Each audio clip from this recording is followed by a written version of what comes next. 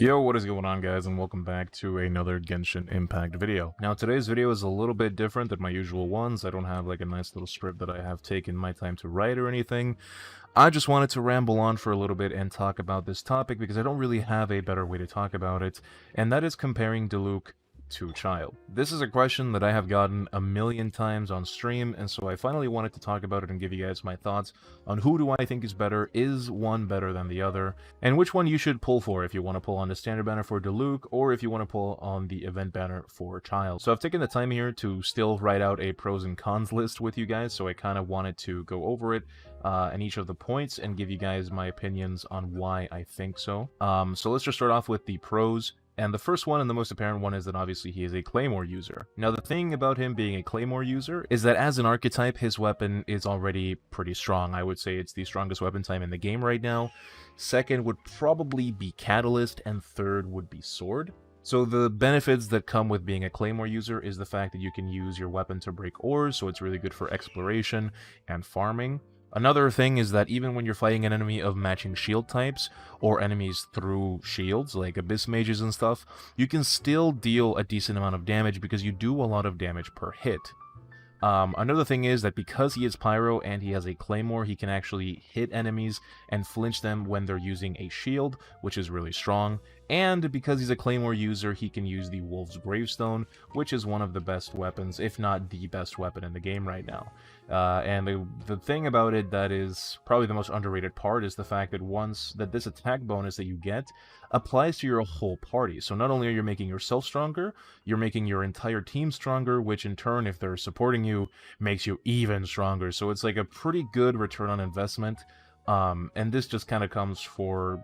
And this, like, it's still true for any Claymore user, so you can use the Gravestone on pretty much anybody that you want, but still, this is a benefit that DILUC has when you compare him directly to CHILDE, who is a bow user, and there really aren't any supportive bows in the game right now.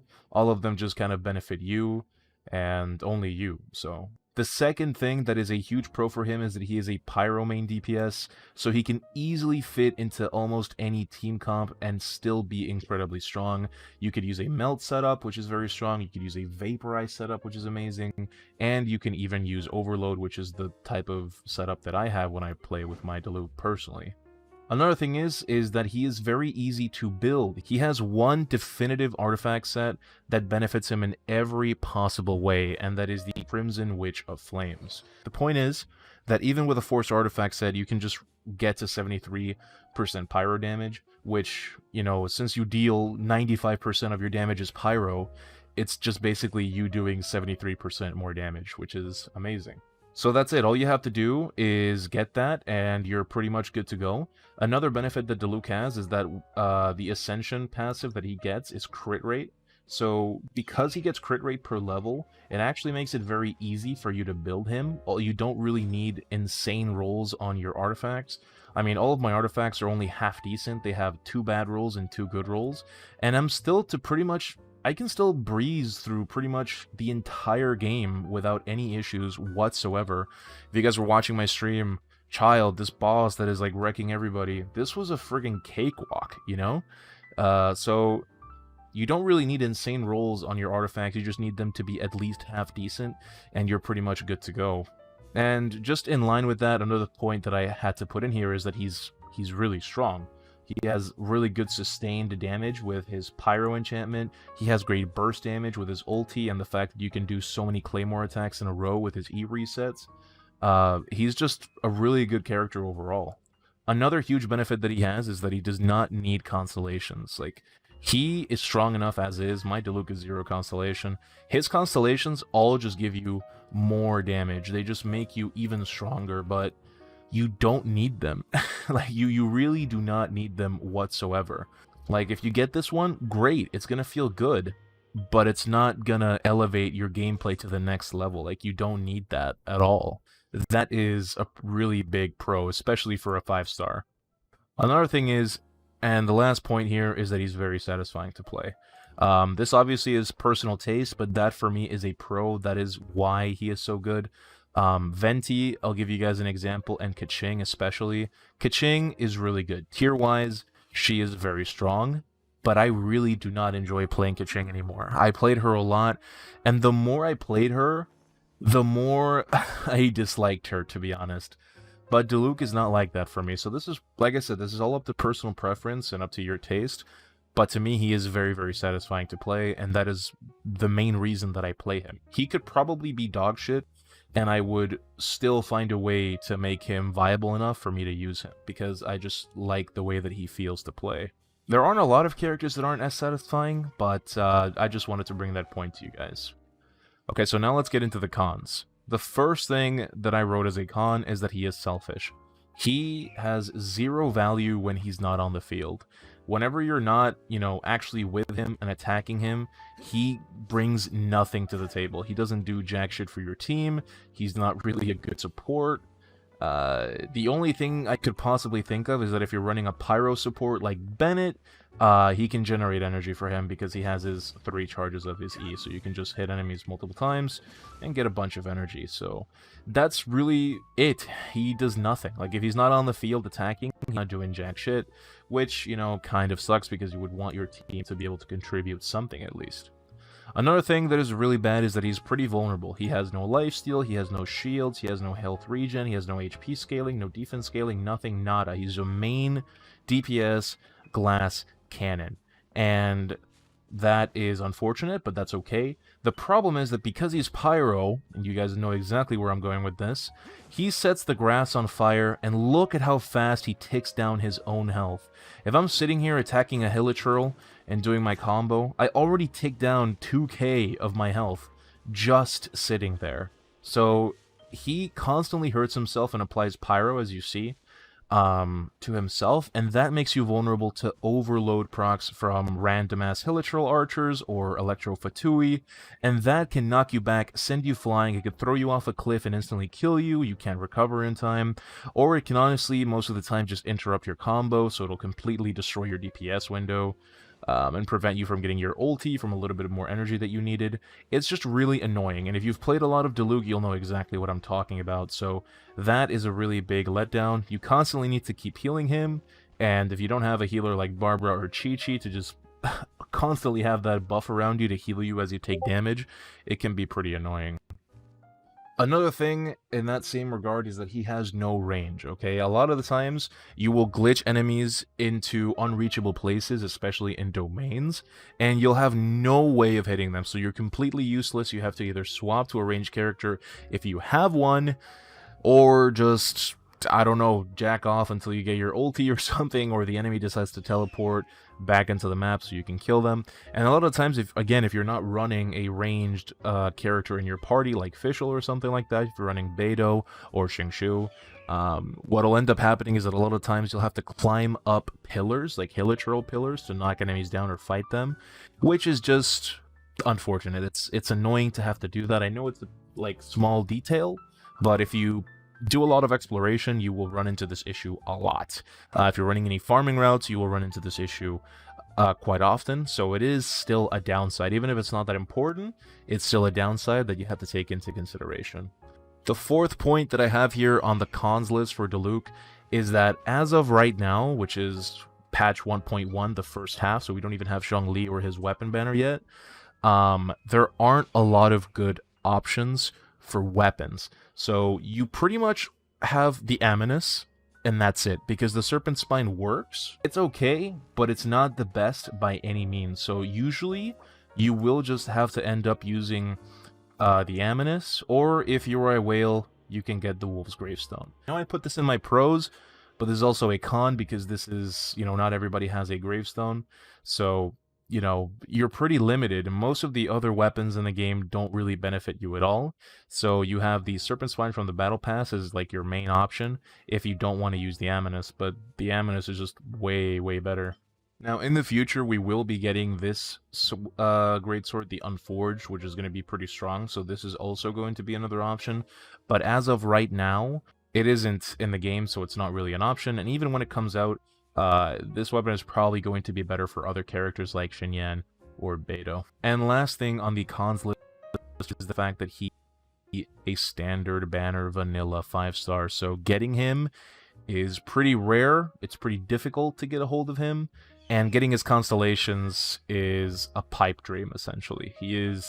Getting his Constellations is going to be something that very, very few people have. Some people might have one, some people might have two, but going for his Constellations, unless you're willing to spend $10,000 on this game, is probably not going to happen. Okay, so now let's move on to talking about Childe. So the first thing that he has as a pro is the fact that he is a ranged character, so he can deal with enemies that are on pillars, he can kill enemies that get glitched into domains all pretty easily, and you can also reliably kill enemies with just charge shots due to them proccing your passive over and over again. You really don't need a lot, to be honest. The second thing is that he is a Hydro main DPS, and the reason why I count this as a pro is because he has the easiest setup in the game for Vaporize comps and Electrocharge comps without getting himself wet, which is amazing, because Xingshu gets himself wet, Barbara gets herself wet, so that's why I see this as a huge, huge plus.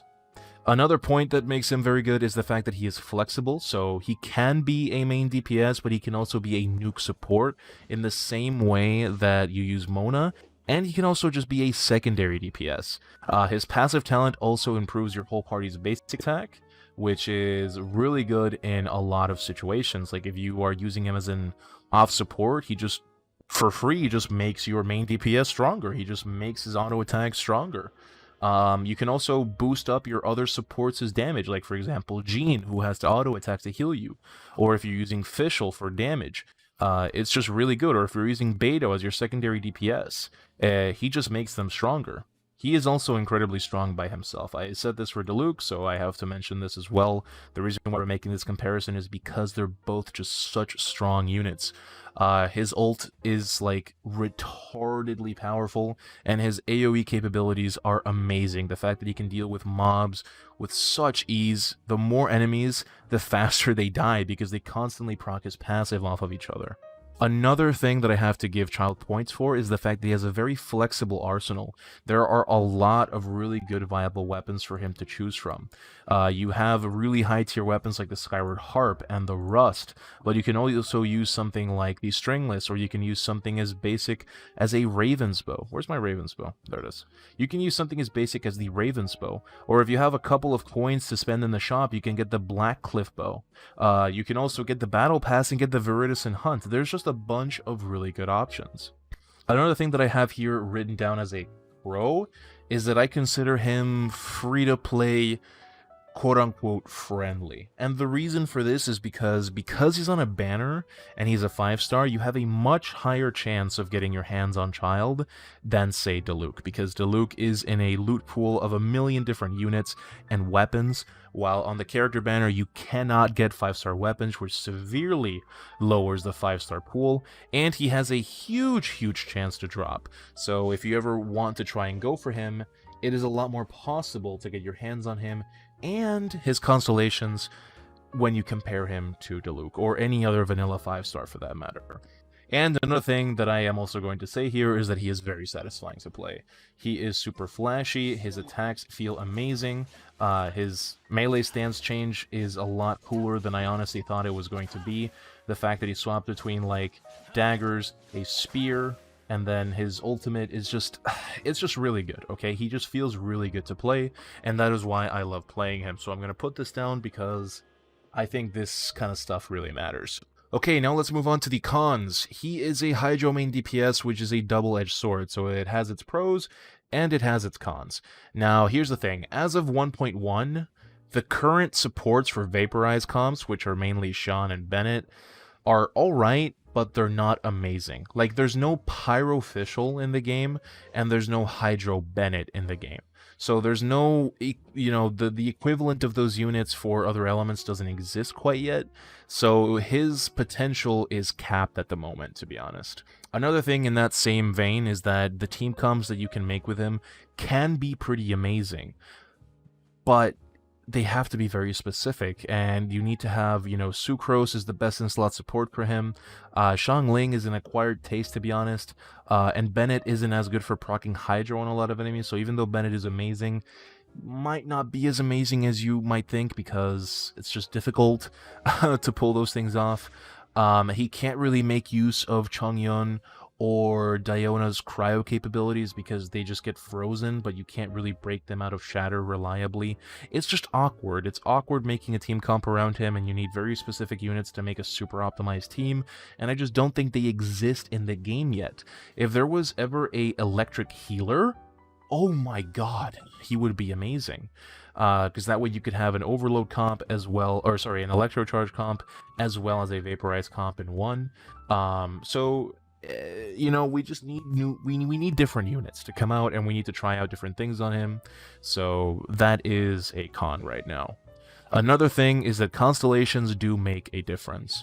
Now, I have Constellation 2, Childe. I got this when I was trying to pull Diona, and I actually got Diona Max Constellation, but the thing is, these constellations, playing without this constellation, you can definitely tell the difference. You can ask any Childe player that doesn't have Constellation 1 to comparing it to, I don't know, playing on someone's account that has this.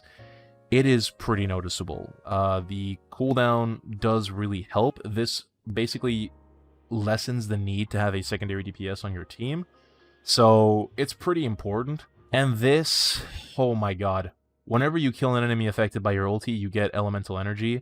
It is amazing. You have no idea how many clips I've gotten on stream where I basically kill like 2 or 3 mobs with my ult, and I just get my entire super back. Like, if you use your ulti in range form, you return 20 energy. So you basically reduce the cost of this down to a 40 energy cost ultimate, and then this constellation gives you a shitload of energy.